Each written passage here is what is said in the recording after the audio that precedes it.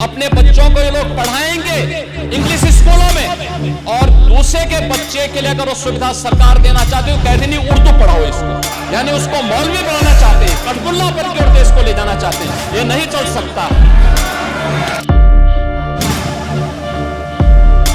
उर्दू पढ़ा के क्या कटमुल्ला बनाना चाह रहे हैं? ये एक चीफ मिनिस्टर की भाषा है और लोकतंत्र के मंदिर में इस अभद्र भाषा का प्रयोग हुआ है।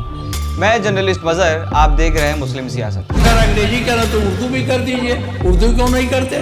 उर्दू भी तो भाषा है। उर्दू को नहीं करेंगे, अंग्रेजी करेंगे।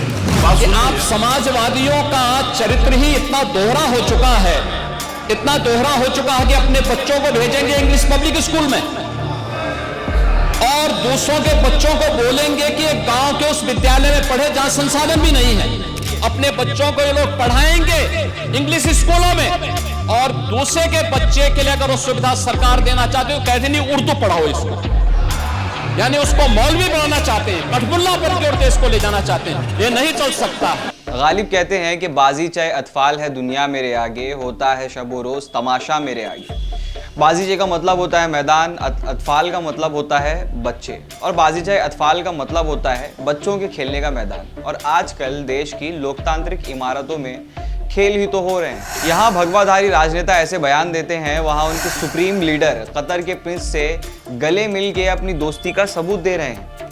फिर शायद ये अरब देश के मुसलमानों को या तो कटमुल्ला नहीं मानते होंगे या फिर उनके तेल की इनको जरूरत होगी। हिपोक्रेसी की भी सीमा होती है।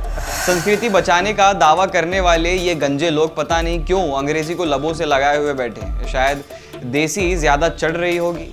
जिस अंग्रेजी का ढिंडोरा ये पीट रहे हैं, वही अंग्रेजी बोलने वाले मुल्क अमेरिका ने भारतवासियों को पैरों में जंजीर बांधकर अपमानजनक तरीके से उन्हें इंडिया डिपोर्ट कराया, जिस पे प्रधानमंत्री खामोश रहे और ट्रंप की पप्पियां लेते रहे। पप्पियां झप्पियां खैर लेते रहिए, वो आपके मित्र हैं। मित्रता का धर्म कोने में भी किया जा सकता है, मगर देशवासियों से मोहब्बत का दावा खुलेआम करने वालों को इस तरह का रवैया शोभा नहीं देता। बराए मेहरबानी मोदी जी से कोई बताइए कि ये सब हो रहा है। शायद देश विदेश घूमने के चक्कर में बिजी हो गए होंगे और उन्हें ये सब पता नहीं होगा।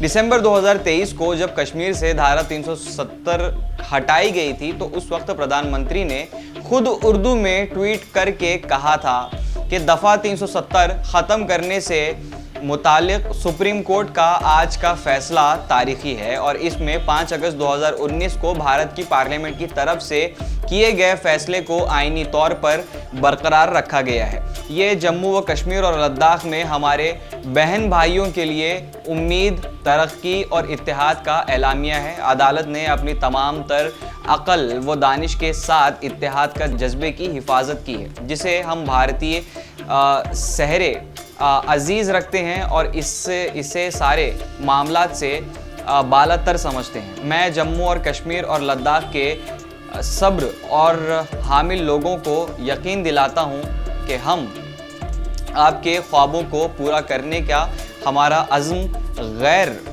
मुतज़लज़िल है। हम इस बात को यकीनी बनाते हैं कि किए हुए तरक्की के फ़ायदे ना सिर्फ आप तक पहुंचे बल्कि समाज के इन सबसे ज़्यादा कमज़ोर और पसमानदा तबकात तक भी पहुंचे जिन्होंने दफ़ा 377 की वजह से मुसीबतें उठाई।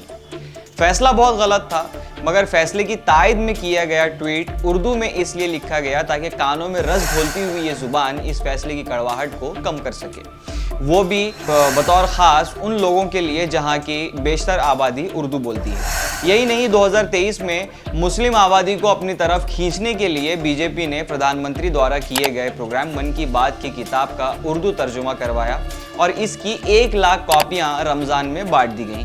ये सब क्या हो रहा है योगी जी? पहले आप अपनी पार्टी को बताइए कि ये कटमुल्लों की ज़ुबान है। मैं चैलेंज देता हूं कि तुम उस ज़ुबान को ख़त्म कर ही नहीं सकते जिसकी मुखालिफत करने के लिए तुम्हें उसी ज़ुबान का सहारा लेना पड़ता है। अब खैर, योगी जी के इस बयान पर आपका क्या तबसरा है? नीचे कमेंट सेक्शन में हमें ज़रूर बताएं और ऐसी खबरों के लिए बने रहिए मुस्लिम सियासत के साथ।